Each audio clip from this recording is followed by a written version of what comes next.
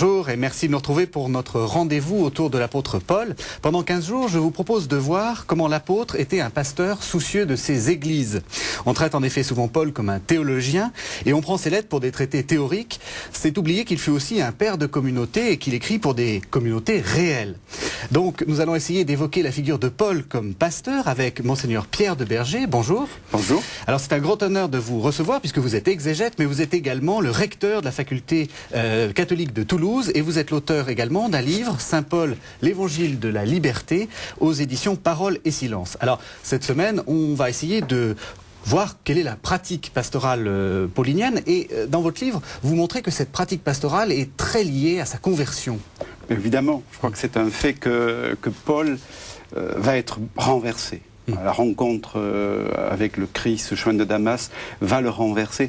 Il en parle d'ailleurs comme d'une révélation. On dit souvent conversion, on lui préfère dire révélation.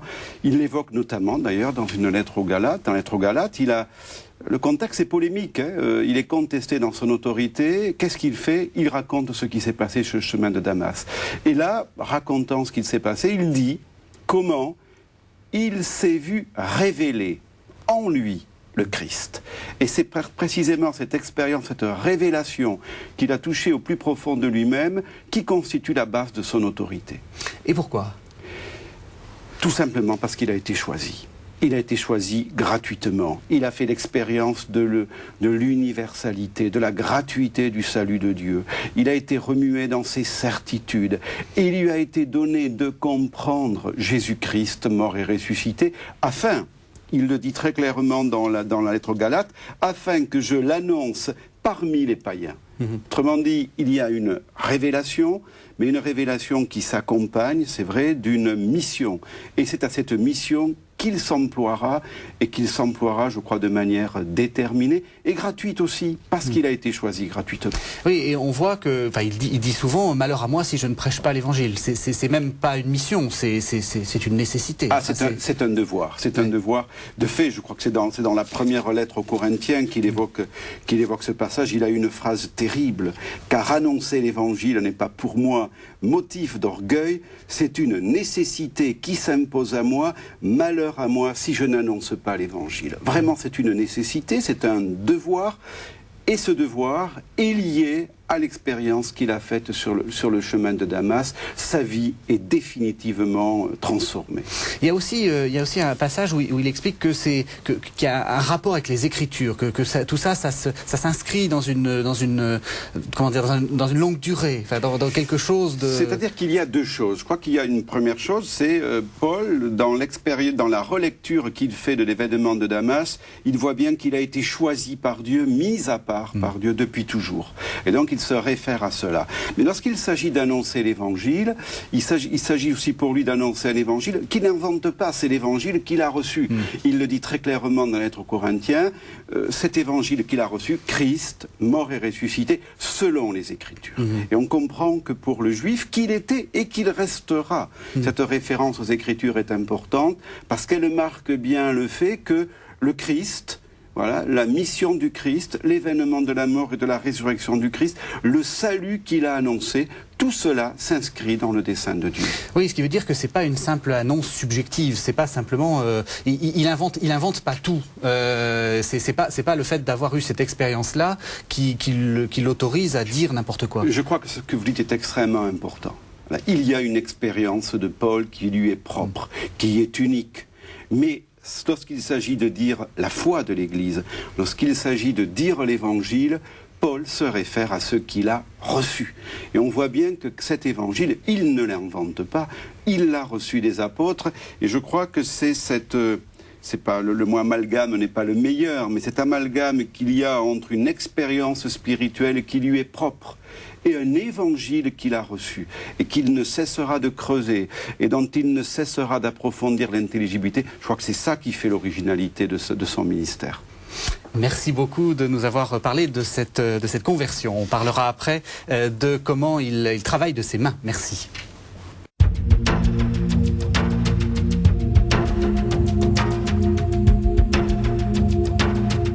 Alors, Monseigneur de Berger, on est toujours dans comment Paul intervient face à ses communautés et vous dites souvent que l'important c'est qu'il travaille de ses mains. Je dis que c'est l'originalité de Paul. C'est vrai que Paul va être un missionnaire, on l'évoquait, il va parcourir un petit peu l'Empire romain pour y annoncer l'Évangile, mais en même temps, il le fera en travaillant de ses mains. Il me semble qu'elle a une très grande originalité de Paul, d'autant plus que c'est dans un contexte, vous le savez, où les métiers manuels étaient souvent des métiers méprisés. Et là, nous avons plusieurs textes qui l'évoquent. Je pense notamment aux Actes des Apôtres. C'est Luc qui dit ceci: en quittant Athènes, Paul se rendit ensuite à Corinthe. Il rencontra là un juif nommé Aquilas, originaire du Pont, qui venait d'arriver avec sa femme Priscille. Et il continue, Paul entra en relation avec eux, et comme il avait le même métier, c'était des fabricants de tentes, il s'installa chez eux et il y travaillait. Et donc on a là l'originalité d'un missionnaire qui prêche l'évangile le Shabbat, prioritairement dans les synagogues, et qui le reste du temps travaille de ses mains. En l'occurrence, on le voit ici, c'est à Corinthe et c'est avec Priscille et Aquila. Alors, fabricant de tentes, ça fait quoi? Il fait vraiment des tentes? Honnêtement, on ne sait pas trop. Oui. Voilà, on emploie le mot de tisserand, mais il faut savoir qu'à l'époque, dans le monde juif, le métier de tisserand n'était pas un métier nécessairement très prisé. Alors, est-ce que c'était vraiment des tentes? Dans tous les cas, c'était sûrement un métier qui avait à faire avec des toiles. Ça peut être des toiles de tente, mais ça peut être aussi des vêtements. Et j'aime bien me dire que, comme le notent d'ailleurs plusieurs exégètes ou spécialistes, c'est un métier qui ne nécessitait pas beaucoup d'objets. Il suffisait d'avoir quelques outils. Et avec tous ces outils-là, on pouvait aussi bien sur le pont d'un bateau que dans un petit atelier, on pouvait coudre ou on pouvait réparer. Et le choix du métier peut-être pas inintéressant, certes. On va dire que c'est peut-être lié à la ville de Tarse, dont Paul est originaire, et où il y avait de fait de grandes industries textiles. Mais il y a là aussi un métier qui lui permet d'entrer en relation avec tout le monde. Alors à quoi c'est important qu'il gagne sa vie? Alors je crois que c'est important pour plusieurs raisons. C'est d'abord important pour ce qu'il écrit, c'est dans la première lettre aux Corinthiens, où justement, ayant évoqué l'annonce de l'Évangile, il dit ceci: car annoncer l'Évangile n'est pas un motif d'orgueil pour moi, c'est une nécessité qui s'impose, et il ajoute: si je le faisais de moi-même, j'aurais droit à un salaire. Mais si j'y suis contraint, c'est une charge qui m'est confiée. Quel est donc mon salaire? C'est d'offrir gratuitement l'évangile que j'annonce, sans user des droits que cet évangile me confère. On voit bien que derrière ce souci de travailler, il y a sûrement le souci d'être au plus près des réalités quotidiennes. Mais il y a aussi le souci de Paul de répondre gratuitement à cette expérience qu'il a faite de l'évangile. Le Christ l'a choisi gratuitement. Il veut répondre à cet appel gratuitement. Et il n'a pas d'autre salaire dans l'annonce de l'Évangile qui est la sienne que justement celle de répondre gratuitement à l'appel qui lui a été adressé. Oui, et on voit dans la suite du christianisme, en particulier dans l'Épître à Diognète ou dans d'autres épîtres, que par la suite, on distingue le vrai du faux pasteur à celui qui se fait payer par ses communautés. Alors vous avez raison, c'est très intéressant, même la Didaché, écrite à la fin du 1er siècle de notre ère. Alors certains disent, c'est peut-être aussi pour ça que Paul le travaille. La Didaché indique que lorsqu'un missionnaire reste plus de 3 jours dans une communauté, c'est que c'est pas un bon missionnaire. Alors, est-ce qu'il y avait aussi derrière ça le souci de Paul n'étant pas à la charge des communautés, alors qu'il dit lui-même, après tout, tout missionnaire mérite son salaire. Oui. Il dit, moi je n'en veux pas. Alors est-ce qu'il y aurait derrière cela le souci de Paul de se démarquer de certains aussi missionnaires? Je crois qu'il y a beaucoup plus que cela. Il veut répondre gratuitement, et puis surtout, et on le verra dans notre texte, il veut surtout inscrire le travail comme un des lieux aussi où s'inscrit précisément l'accomplissement du royaume de Dieu. Tout n'est pas spirituel, il y a aussi quelque chose de profondément matériel dans l'annonce de l'Évangile. Oui, et le travail fait partie de ces réalités où l'annonce de l'Évangile a toute sa place. Et justement, en quoi c'est important? C'est important parce qu'en travaillant, on contribue justement à la création de ce monde qui est en train de se faire, et donc à l'accomplissement du salut. Merci beaucoup, Monseigneur de Berger. Merci.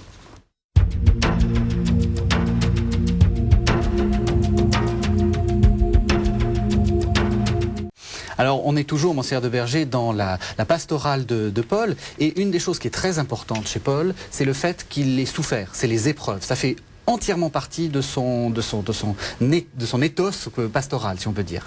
Oui, je suis sensible à cet aspect, parce que c'est vrai, il faut quand même le dire, on a souvent l'image d'un Paul qui est un peu insensible, un Paul dur, vainqueur, un peu difficile parfois et presque... oui, voilà, on a cette image-là. Oui. Je crois que c'est sous-estimé toutes les fois où Paul évoque, mais vraiment, les détresses qui sont les siennes, les difficultés qu'il a pu rencontrer, presque le désespoir. À un moment donné, quand il écrit aux chrétiens de Corinthe, il leur fait part, il leur dit, vous savez, je suis arrivé chez vous tout craintif et tremblant. Il avait vécu l'échec d'Athènes, il se demandait comment il serait accueilli. Donc, de fait, les échecs, les épreuves font partie de l'annonce de l'Évangile et font partie du ministère de Paul, et il va les accueillir d'ailleurs comme une dimension tout simplement de la vie du disciple. Alors justement, c'est quoi ces échecs? On a des idées un peu? Il y a beaucoup d'épreuves, si vous voulez. Alors j'évoquais il y a un instant, bien sûr, Athènes. Athènes, on sait bien, il va à Athènes, il s'imagine pouvoir un peu convertir les Athéniens en leur annonçant ce Dieu inconnu. Hein. Et puis c'est l'échec, il évoque la résurrection, et là tout le monde s'en va, sauf quelques-uns quand même. L'échec, c'est les Galates. Il avait été accueilli, vous savez, par les Galates dans des conditions tout à fait extraordinaires. Et puis à peine a-t-il tourné le dos que il se laisse séduire par des judaïsants. Et là, vraiment, il est blessé. Il est blessé de voir que son autorité est contestée. Et puis il y a lapidation, il y a rejet, exclusion. Vous savez, quand il évoque l'être aux Corinthiens, des Juifs, j'ai reçu 5 fois les 39 coups. 3 fois j'ai été flagellé, 1 fois lapidé, 1 fois j'ai fait naufrage. C'est tout cela qu'il faut entendre et que Paul va vivre, et dont on peut penser d'ailleurs que cela va y compris jouer sur son physique, sur son aspect physique, pourquoi pas sur son intégrité physique. Je ne pense pas qu'on puisse supporter tout cela impunément, alors, à moins d'avoir un physique d'athlète tout à fait extraordinaire. Oui. Mais Paul sera aussi marqué dans sa chair par cela. Vous avez dit chair, ça fait penser à l'écharde dans la chair, ça aussi c'est une épreuve. Alors on ne sait pas ce que c'est. Voilà, alors l'écharde dans la chair, de fait, il l'évoque, toujours dans l'être corinthien, il l'évoque comme une écharde qu'il a, qu'il porte en lui.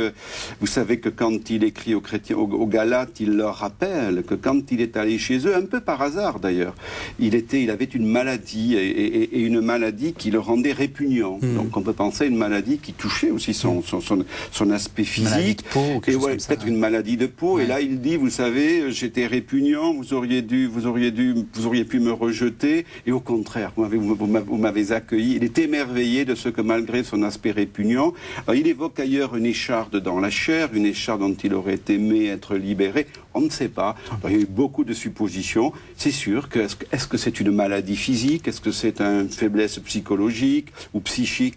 On ne sait pas, mais l'annonce de l'Évangile s'inscrira chez lui aussi dans le cadre d'un corps qui est un corps parfois qui souffre. Est-ce qu'on peut parler d'une pastorale de la faiblesse ? Alors c'est vrai qu'il évoque le mot de faiblesse. Je préférerais plutôt évoquer le mot de fragilité. Voilà, une pastorale de la fragilité. Quelqu'un qui va faire l'expérience, tout Paul qu'il est, avec toutes les images que l'on a, quelqu'un qui va faire l'expérience de la fragilité, de la vulnérabilité, et qui va être amené à consentir à cette fragilité, dans la certitude, et il l'écrit dans la lettre, toujours lettre aux Corinthiens, il dit ceci, par 3 fois j'ai prié le Seigneur de l'écarter de moi, cette écharpe. Il m'a répondu, ma grâce te suffit, ma puissance donne sa mesure dans la faiblesse. Je crois que c'est plutôt une pastorale de la fragilité, pour que justement dans l'accueil de nos propres fragilités, la toute-puissance de Dieu puisse donner toute sa mesure. La fragilité, ça rapproche de Dieu ? Je crois que oui, elle rapproche de Dieu, et je crois qu'il y a une prédilection de Dieu tout au long de la Bible, mais on le retrouvera aussi dans les communautés pauliniennes, une prédilection de Dieu pour ceux qui sont fragiles et pour ceux qui sont faibles. Merci beaucoup, Monseigneur de Berger. On comprend mieux un peu la pastorale de Paul comme ça. Merci beaucoup. Merci à vous.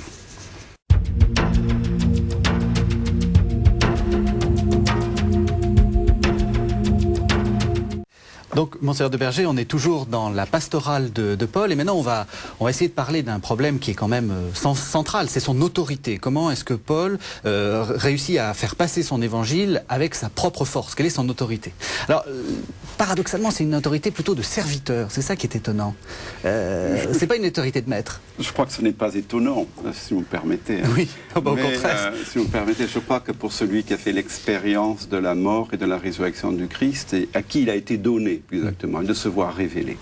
Pour quelqu'un qui va, comme on le voit bien dans la première lettre aux Corinthiens, quelqu'un qui va creuser le mystère de la croix et le mystère de cette toute-puissance de Dieu qui se donne à voir à travers la faiblesse la plus extrême. Ça va être, je crois, la grande expérience aussi de Paul, le langage de la croix, la parole de la croix. Il est évident qu'il ne peut y avoir d'autorité, si je puis dire, qu'une autorité de service et qu'une autorité qui s'inscrit dans l'accueil du mystère même de la croix. C'est pour ça que Paul fera de ce titre de serviteur presque un titre de gloire. Pas l'oublier, dans le texte grec, on emploie même le mot de doulos. C'est presque l'esclave, mis à part pour dire justement cette parole de la croix. Et Paul, dans sa manière d'exercer l'autorité, dans sa manière d'exercer la mission qui est la sienne, reviendra constamment à l'expérience de la croix. Alors, cette autorité de serviteur, elle est aussi une autorité un peu paternelle et même maternelle. Il est à la fois père et mère de la communauté. C'est ça qui est assez étonnant. Oui, vous savez, je suis content que vous évoquiez cet aspect-là, parce que on y pense rarement. On pense rarement. On a quelques images de Paul. Je vous lis simplement ce petit passage. Voilà. Il écrit aux chrétiens de Thessalonique. Voilà. C'est ainsi que jamais nous n'avons eu de paroles flatteuses, vous le savez, jamais d'arrière-pensée de profit. Dieu en est témoin. Et jamais nous n'avons recherché d'honneur. Au contraire, nous avons été au milieu de vous pleins de douceur, comme une mère réchauffe sur son sein les enfants qu'elle nourrit. Nous avions pour vous une telle affection que nous étions prêts à vous donner non seulement l'évangile de Dieu, mais même notre propre vie, tant vous nous étiez chers. Ça, c'est Paul. Enfin, c'est un aspect, je crois, qu'on oublie. Et alors, là, il emploie l'image de la mère. Quelques versets plus loin, il emploiera l'image du père. Il lui arrivera de dire aux chrétiens de Corinthe, « Mais je vous chéris, je vous aime d'un amour jaloux. » Il le dira surtout des chrétiens de Philippe. On sent bien que ce pasteur, le pasteur qu'il est, n'est pas un pasteur insensible. C'est un pasteur qui est plein de tendresse, qui est plein d'amour. Alors évidemment, il faut entendre aussi parfois que cela veut dire aussi qu'il est plein de jalousie, qu'il peut être plein de colère. Et on sait bien que parfois on éprouve vraiment de la colère que par rapport à ce que l'on aime. Je crois qu'il faut comprendre que Paul est un être de chair, mais vraiment, avec tout ce que cela peut comporter, étant entendu que pour lui la seule chose qui compte, c'est de pouvoir conduire au Christ. Et c'est de conduire ceux et celles à qui il annonce l'évangile, de les conduire à celui qui est le maître et dont il est le serviteur. Alors, je vais me permettre une petite provocation, parce que vous êtes recteur de la Catho de Toulouse, donc une grosse institution. Est-ce qu'on peut se permettre d'exercer une autorité en jouant avec l'affectivité? C'est pas un peu dangereux? Justement, je crois que c'est extrêmement dangereux et je crois que vous avez raison d'évoquer cela. Il y a toujours quelque chose de dangereux à exercer l'autorité de manière un petit peu trop affective. Et pour Paul, c'est... Ce que je préfère y voir, permettez-moi, ce que je préfère y voir, c'est justement la tendresse. C'est la tendresse d'un homme qui a tout donné, qui voudrait que le Christ soit connu, mais ne l'oubliez pas, qui en même temps reviendra constamment dans ses lettres pour dire « mais attention, ce qui compte c'est le Christ, et ce que je ne voudrais surtout pas, c'est que vous ayez adhéré au Christ parce que je vous ai dit moi, ou par un attachement trop affectif que vous auriez à moi. » Je crois que Paul sera quand même toujours attentif à ce qu'on ne s'attache pas à lui, pour lui, mais qu'à travers l'attachement qu'on pourrait avoir pour lui, eh bien, ce soit d'abord l'attachement au Christ qui soit premier. Oui, parce que c'est quelqu'un qui a su partir. Voilà, quelqu'un qui a su partir, qui a su de temps en temps aussi, c'est vrai, se mettre en colère, et qui a su tout faire pour permettre à ces communautés de grandir dans la liberté. Merci beaucoup, Monseigneur de Berger. Merci.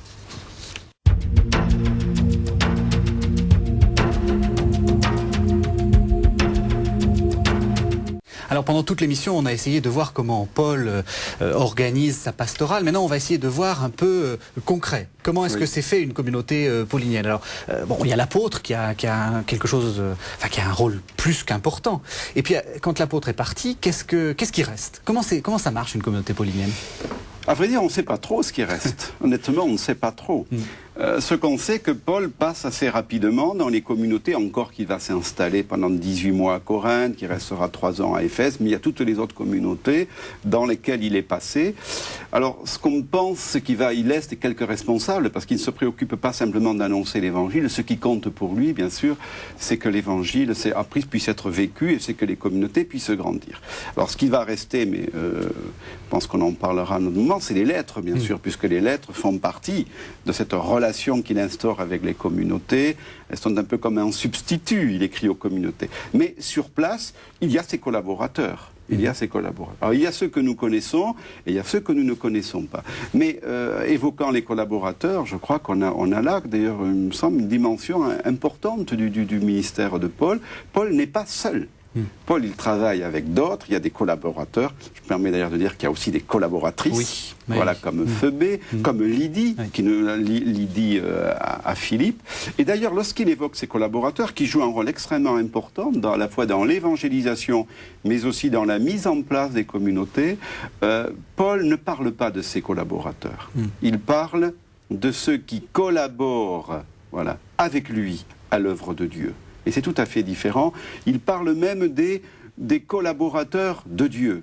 Je trouve toujours extrêmement intéressant, d'abord, de mentionner le fait que Paul n'est pas seul, qu'il est toujours entouré, que ses lettres d'ailleurs, elles sont aussi écrites par des secrétaires, qu'il a tout un monde qui l'entoure, un petit monde qui l'entoure.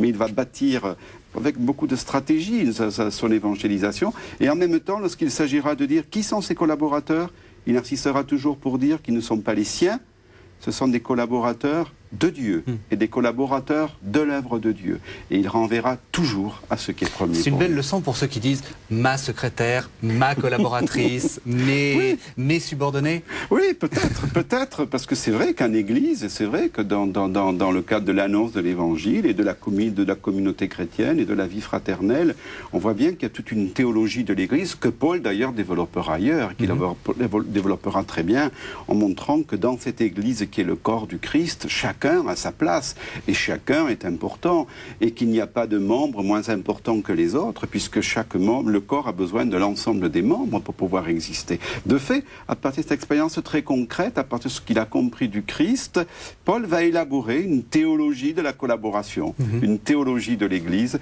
où il reconnaîtra à chacun la place unique qui est la sienne. Alors ces collaborateurs, ils ont un rôle assez important parce que quelquefois on sent qu'ils arrivent dans les communautés comme substituts de Paul. Je pense par exemple à Corinthe où il sent bien qu'il peut pas y aller parce que le conflit est trop important. Donc il envoie un collaborateur pour pas y aller lui-même. Ah, tout à fait. Ouais. Là, c'est évident. Les collaborateurs, bon, alors il lui arrive, bien sûr, souvent il est accompagné par ses collaborateurs, ou les collaborateurs de Dieu, pour revenir à ce que nous disions, mais il lui arrive aussi, de fait, quand la situation est un peu trop compliquée, ou tout simplement quand il n'a pas le temps, ou qu'il n'a pas l'opportunité dans une communauté, il envoie un de ses collaborateurs. Alors le collaborateur, il peut aller dans une communauté pour se renseigner. Bon, on sait que pour Thessalonique, il avait à peine eu le temps d'évangéliser, il va envoyer un de ses collaborateurs pour se renseigner, pour savoir comment va la communauté. Et là, il aura de bonnes nouvelles, il sera tout content.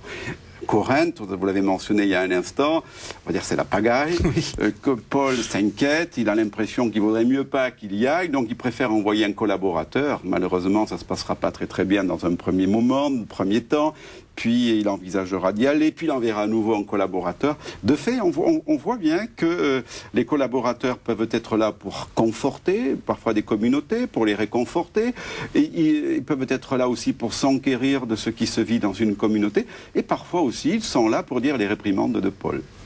Merci beaucoup Pierre de Berger. Je rappelle à nos téléspectateurs que ceux qui veulent vous retrouver peuvent acheter le livre qui est paru aux éditions Parole et Silence, Saint Paul, l'Évangile de la liberté. Merci beaucoup d'avoir passé cette semaine avec nous et on se retrouve la semaine prochaine, encore une fois en votre compagnie. Merci beaucoup.